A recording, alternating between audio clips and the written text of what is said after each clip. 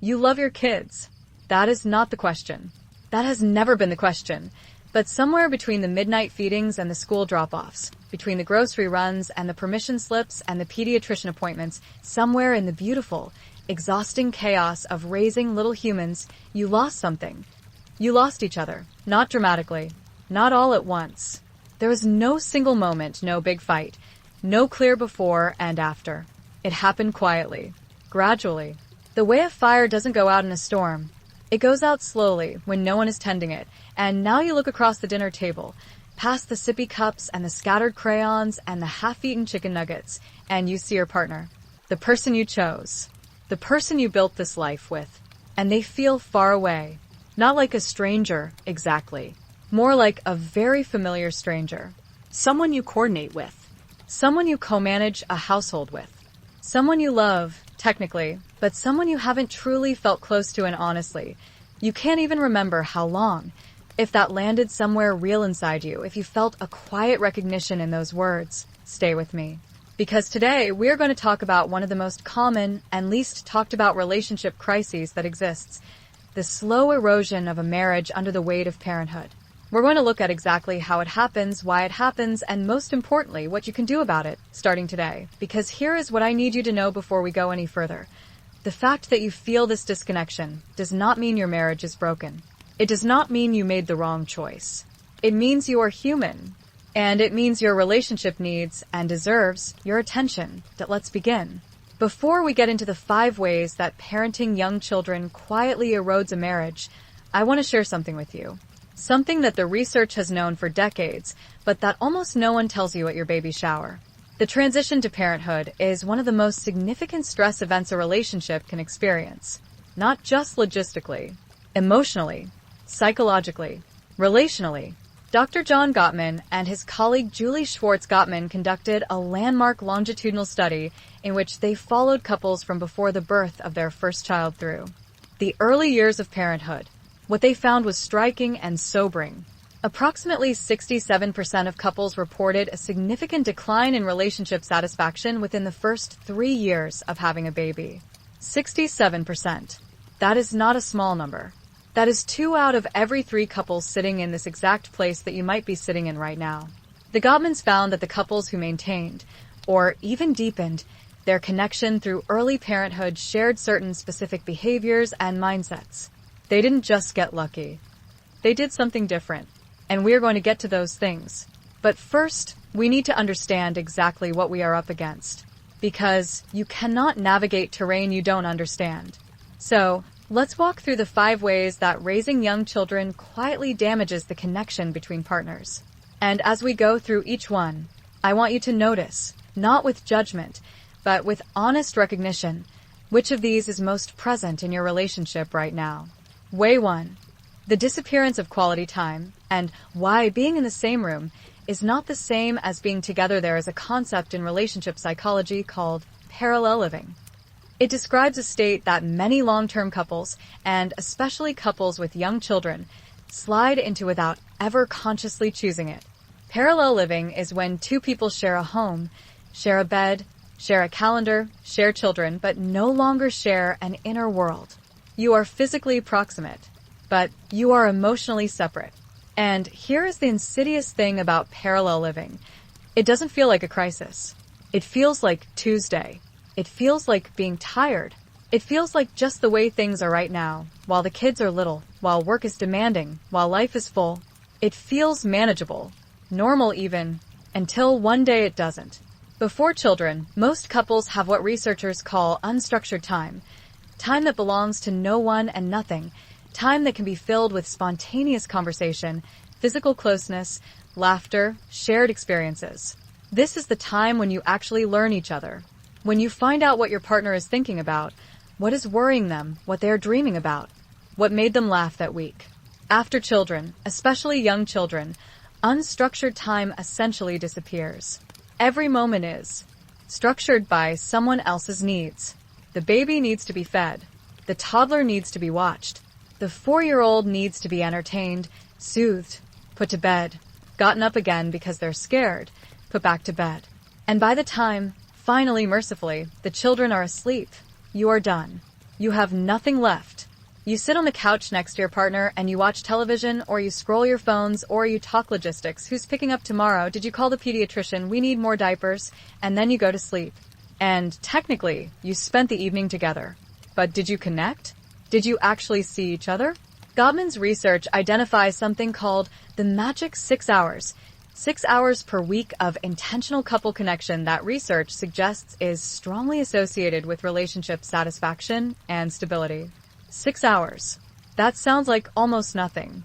And yet, for couples with young children, 6 hours of genuine connection, not logistics, not co-parenting coordination, but actual emotional intimacy, can feel like an impossible luxury.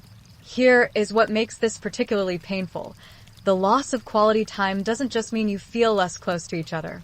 It means you stop knowing each other in the deep, ongoing way that intimacy requires. Gottman calls this love maps, the detailed internal map each partner has of the other's inner world, their worries, their hopes, their current stressors, their evolving dreams. Love maps need to be updated constantly. They are not static. Your partner is not the same person they were 2 years ago. Neither are you. And if you haven't had real conversations, not logistics, not parenting, but real, personal, vulnerable conversations, in months or years, your love maps are outdated. You are loving a version of your partner that no longer fully exists. And that gap, that growing distance between who you think your partner is and who they are actually becoming, is one of the quietest and most erosive forces in a long-term relationship. This is not your fault. It is not your partner's fault. It is the natural consequence of a life that has been completely reorganized around the needs of small people who need everything, all the time. But it is something that requires active, intentional attention, because it will not fix itself. Disconnection, left unaddressed, compounds. It deepens. It becomes the new normal. And the new normal becomes a relationship where two people are raising children beautifully together and are quietly, painfully lonely. Way 2. The exhaustion nobody warned you about. And what it does to love, let's talk about tired. Not the tired you felt in college when you pulled an all-night. Not the tired you felt after a long week at work. I am talking about a specific kind of exhaustion that parents of young children know in their bones. A deep, cellular, relentless depletion that does not go away with one good night of sleep, because one good night of sleep does not exist. This kind of exhaustion is cumulative. It builds over weeks, months, years of interrupted sleep, constant vigilance, emotional labor, and the particular mental load that comes with keeping small human beings alive and relatively happy. And here is what chronic exhaustion does to a relationship, according to the neuroscience. It decimates empathy. When the prefrontal cortex, the part of your brain responsible for perspective taking, emotional regulation, patience, and compassion, is chronically under-resourced due to sleep deprivation and stress, your capacity to attune to your partner's emotional experience drops dramatically. You literally become less able to feel what they feel, less able to respond to their needs with warmth, less able to tolerate frustration without snapping. This is not a character flaw. This is biology. A sleep-deprived, chronically stressed nervous system does not have the resources for emotional generosity. It is in survival mode. And survival mode is not a mode built for intimacy. What this looks like in daily life is heartbreaking in its ordinariness. Your partner reaches for you, not dramatically, but quietly, in the small ways we reach for each other, and you have nothing to give. Not because you don't care, but because you are running on empty, and they do the same to you. And slowly, over time, you both stop reaching. Not because the love is gone, but because the reaching hurts when it's consistently met with emptiness. Gottman calls these moments turning away from bids for connection. And the data is clear. When partners consistently turn away from each other's bids, not out of cruelty, but out of sheer depletion, the relationship bank account empties. And an empty relationship bank account has no cushion for the inevitable conflicts, disappointments, and hard days that every couple faces. There is also a particular kind of exhaustion that doesn't get talked about enough in conversations about parenting and relationships: emotional labor exhaustion. Emotional labor is the invisible work of managing the emotional climate of a family, noticing when someone is upset, anticipating needs before they become crises, holding the anxiety of the household, being the person everyone turns to when something is wrong. In most partnerships, though not all, and this is changing, this labor falls disproportionately on one partner. And the partner carrying it is often carrying it silently, invisibly, without acknowledgement or relief. They are not just tired. They are resentful, even if they can't fully articulate why. Even if they feel guilty for resenting a life they chose and love. And resentment, as we know from the Gottman research, is one of the 4 most corrosive forces in a relationship.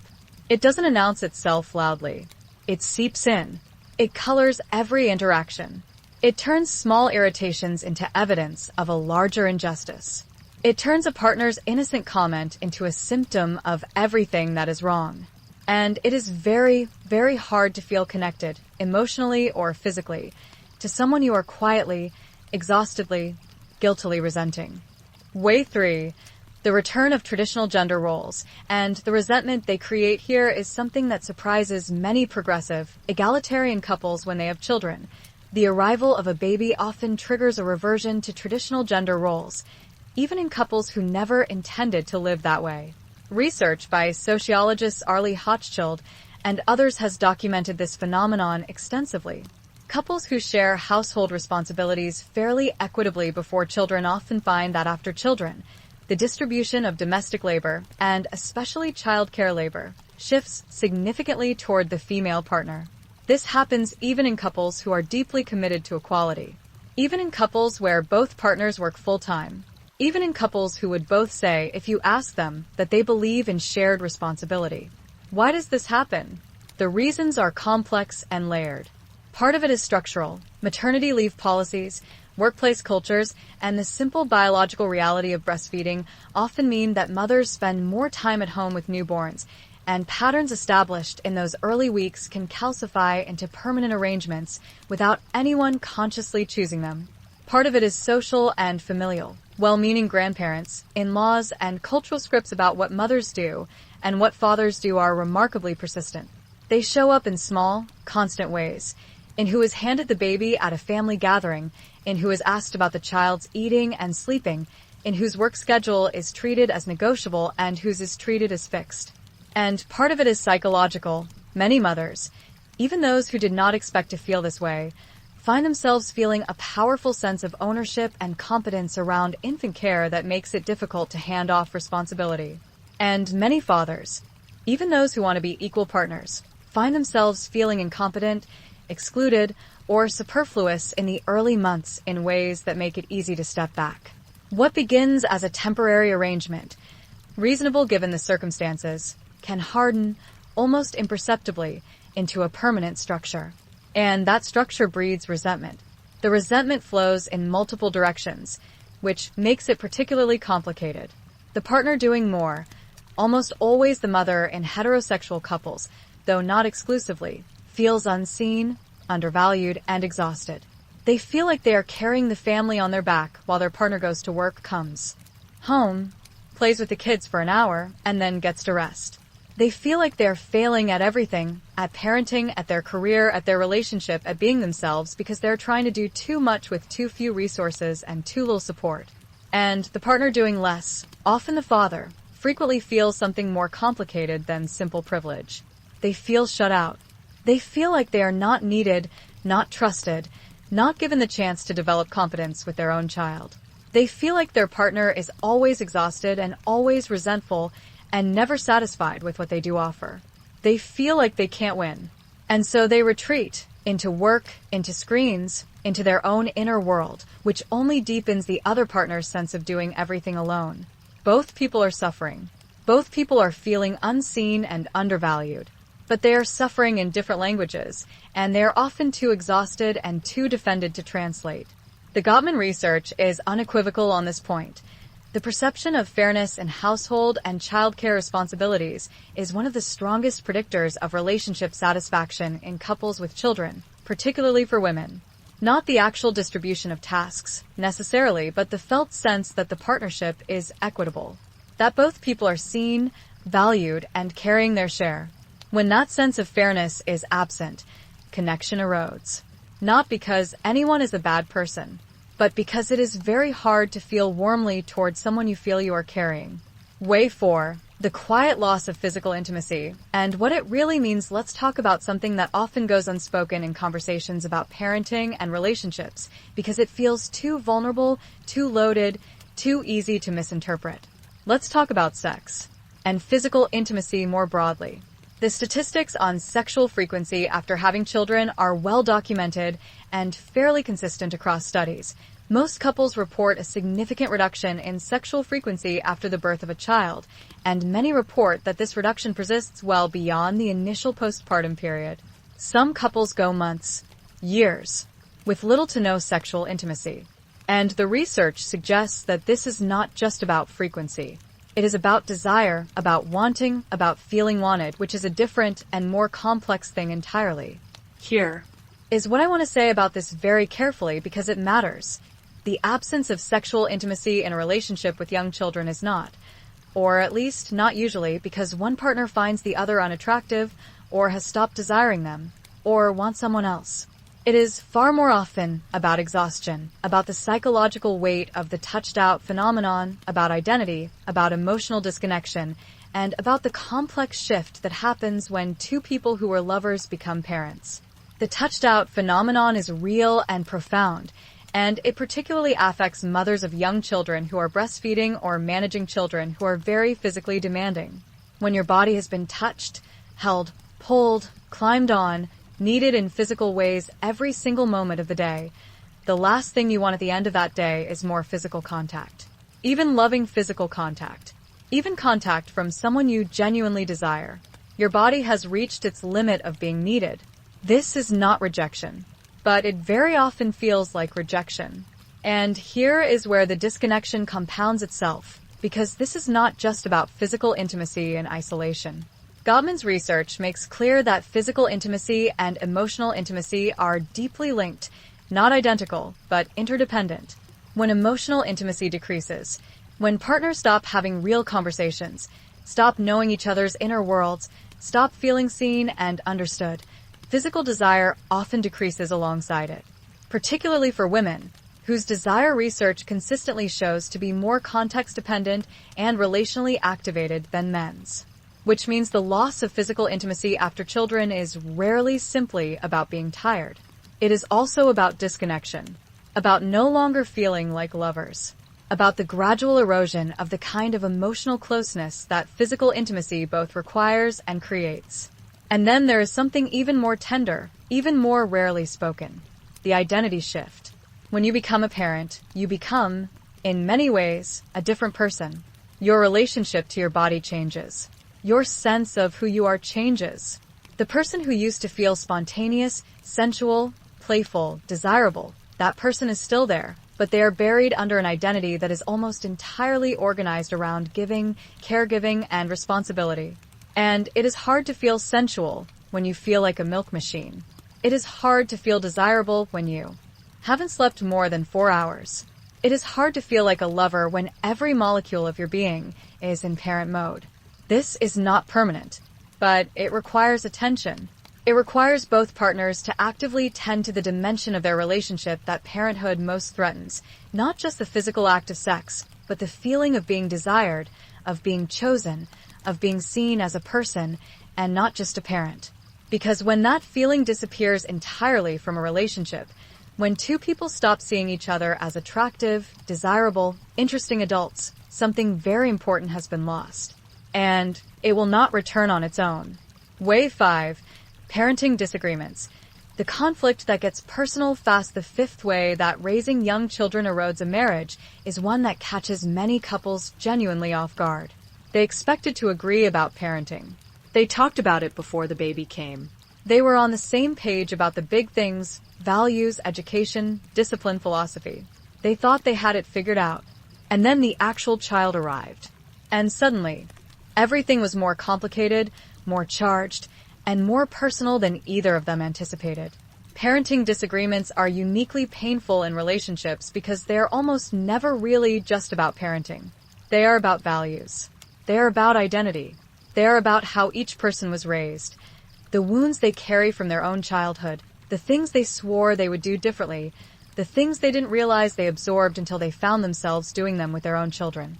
When your partner disciplines your child in a way that feels wrong to you, it doesn't just feel wrong in a practical sense. It feels wrong in a deep, visceral, almost moral sense. It activates something very old and very core in you. And that activation, that sense of this is wrong, I cannot allow this, makes it nearly impossible to approach the disagreement with curiosity and calm. Add to this the public nature of parenting disagreements, the fact that they often happen in front of the children, in the midst of a tantrum or a bedtime battle, when both parents are already depleted, and you have a recipe for escalating conflict that damages both the parent-child relationship and the partner relationship simultaneously. Gottman's research identifies perpetual problems. In relationships, disagreements that are not fully solvable because they are rooted in fundamental differences in personality, background, or values.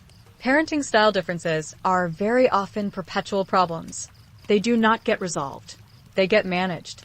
And the couples who manage them well are not the ones who eventually agree on everything.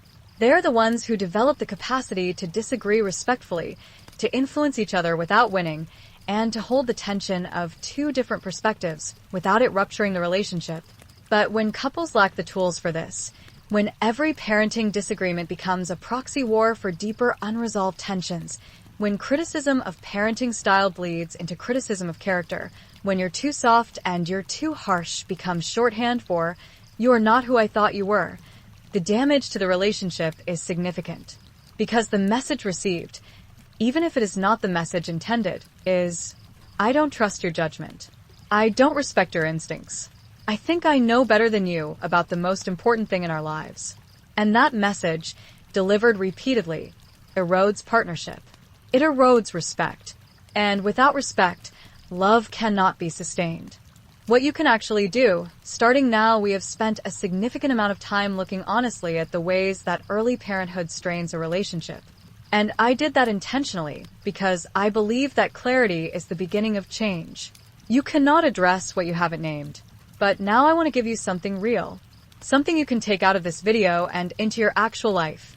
Tonight or this weekend or in the next quiet moment you find.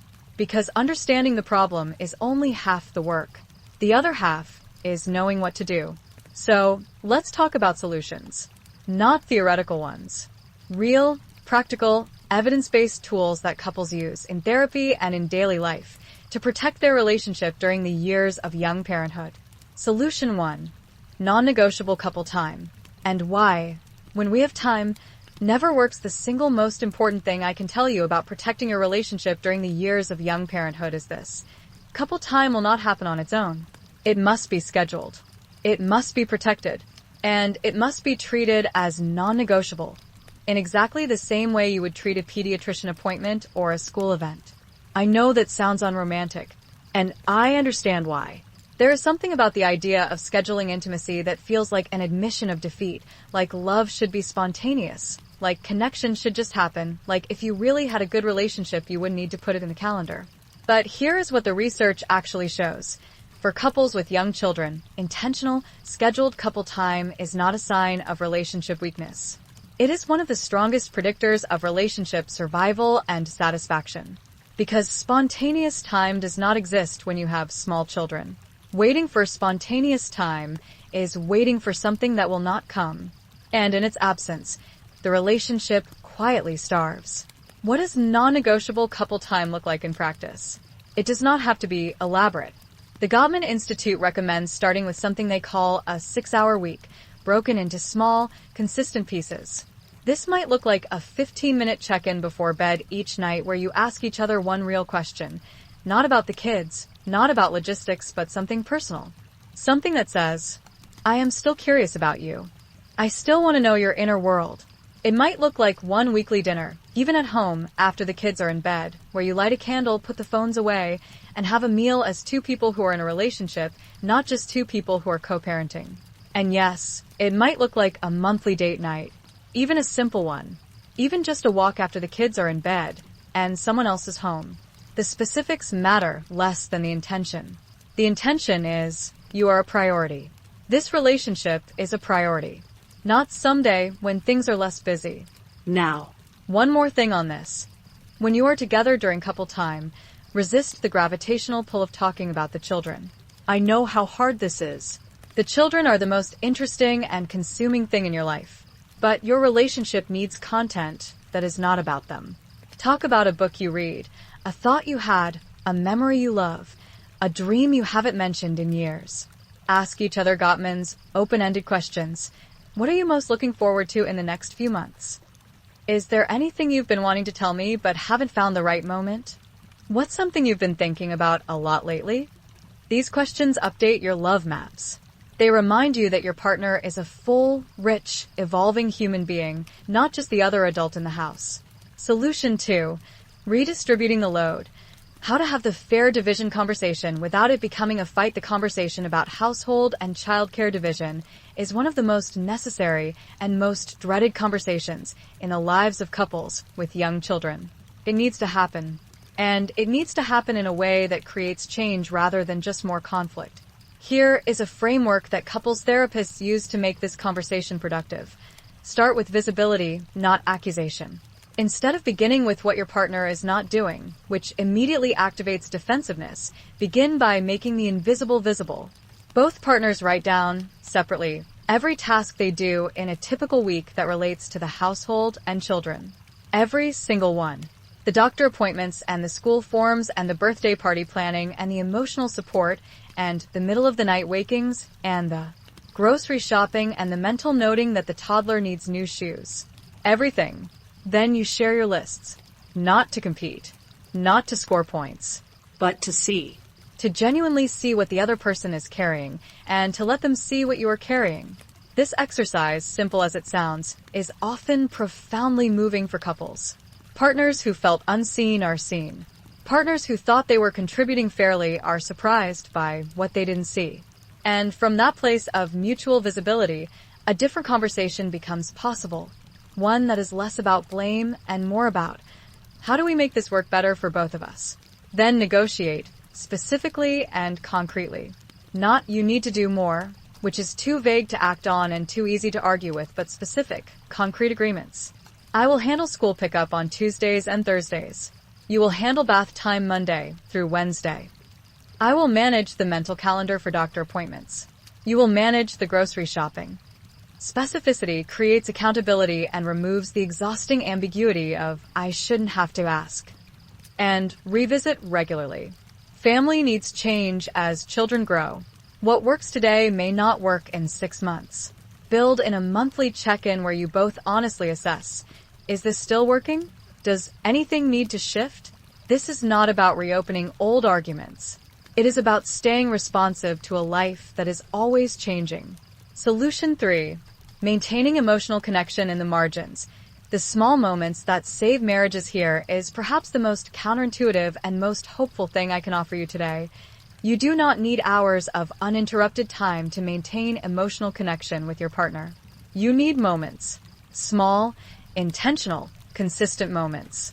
Gottman's research on turning toward, responding to your partner's bids for connection, shows that the couples with the highest relationship satisfaction are not necessarily the ones who go on the most romantic vacations or have the most passionate arguments and reconciliations. They are the ones who, in the 1,000 small, ordinary moments of daily life, consistently choose each other. They say good morning and mean it. They look up from their phone when their partner walks into the room.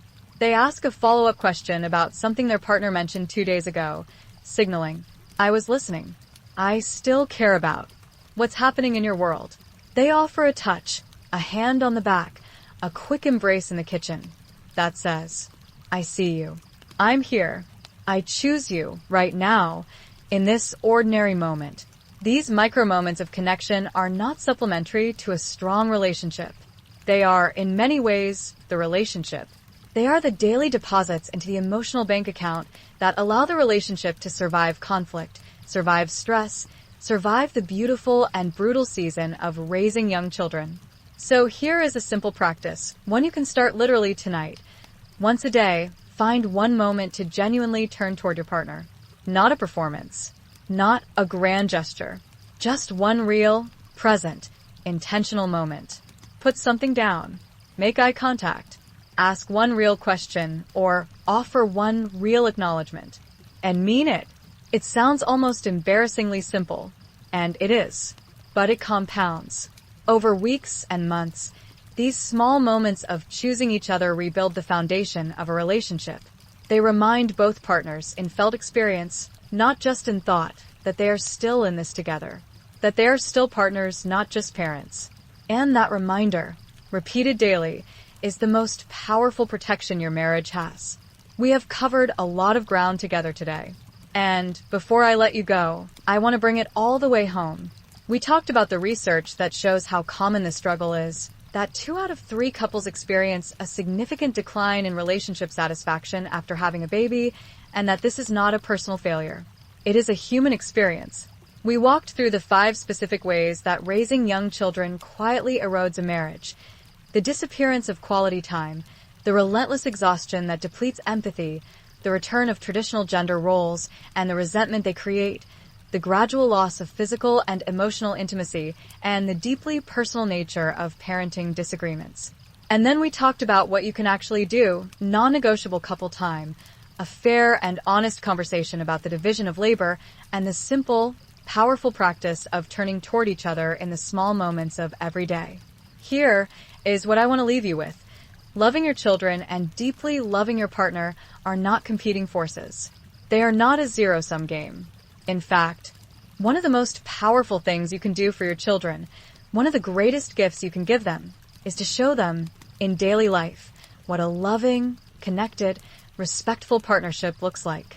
Children who grow up watching their parents choose each other, tend to each other, and repair with each other. Those children learn something about love that no classroom can teach.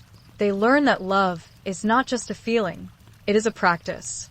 It is a daily, ordinary, beautiful choice. You can be a wonderful parent and a deeply connected partner. These 2 things are not in conflict. They are, in fact, deeply interdependent. A relationship that is nourished and protected becomes a foundation, not just for the 2 of you, but for your entire family.